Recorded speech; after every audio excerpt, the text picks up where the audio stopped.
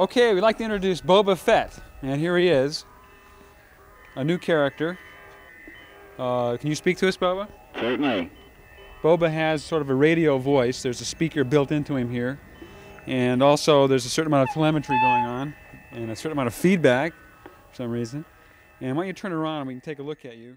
In between Star Wars and The Empire Strikes Back, of course, there were a lot of, there was a Star Wars TV show, a holiday special that was made, and Boba Fett was designed and was in progress in that time period. This is between Star Wars and Empire.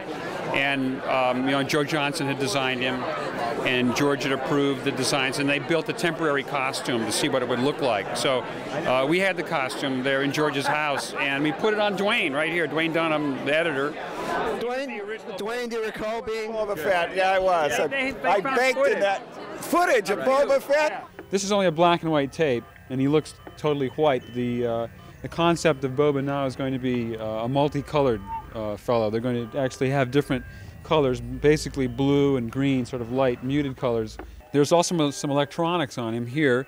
They don't really show up in the sunlight here, but there's some readouts here there's some small electronic numbers and things flashing in the window. This is a rangefinder. Is this what this is here? This tilts down here, and he can look through this device here and sight on various targets and so on. And there's some little optics and some little lights that blink on and off. There's actually 2 red lights. I guess there's a number of different weapons. There's the rifle, the laser submachine gun, more or less. There's a flamethrower here. Why don't we get a close-up of that aspect here?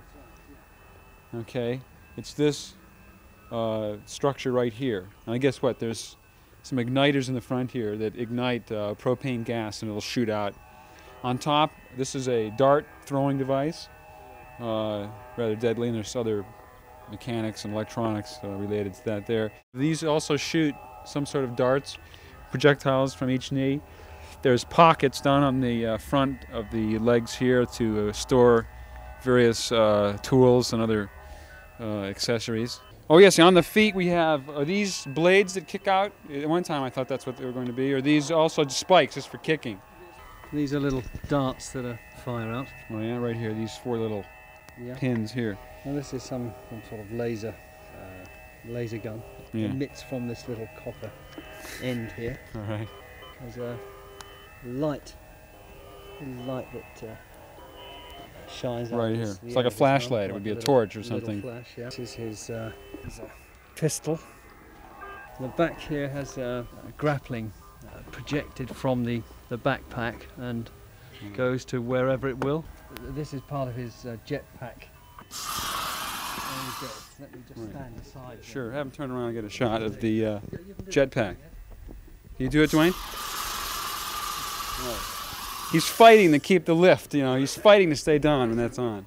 Another feature will be what the equivalent of scalps, or actually scalps of some of Boba's victims. He's got a nice one there. Yeah, that's right. I was a little too short. Which will be hanging down from his shoulder, sort of like a pigtail might, but these would be the locks of hair of various enemies that he's slain in the course of his mercenary duties. They wanted a character that could make public appearances, and I think Boba was kind of designed as a character between Star Wars and Empire that they could, get the public excited about something new. Duwayne, how did you get the role? Oh, I just fit the suit, that's all. Well, look at him. But listen, do you know that Boba Fett wore spurs? That's right. In the movie, he was Clint Eastwood in outer space, and Ben put spurs on him. So listen, when Boba Fett walks down the hallway, he goes ching, ching, ching. He didn't have any spurs you could see, but we decided we would put them on anyway. That's right, I forgot about that. In that footage, rather than wearing a cape or a serape, he's actually wearing, I think, a Star Wars beach towel. I don't know if or a Star Wars blanket. Yeah, the early suit was a prototype, and so it hadn't been fully developed as it got to be later. Well, thank you very much.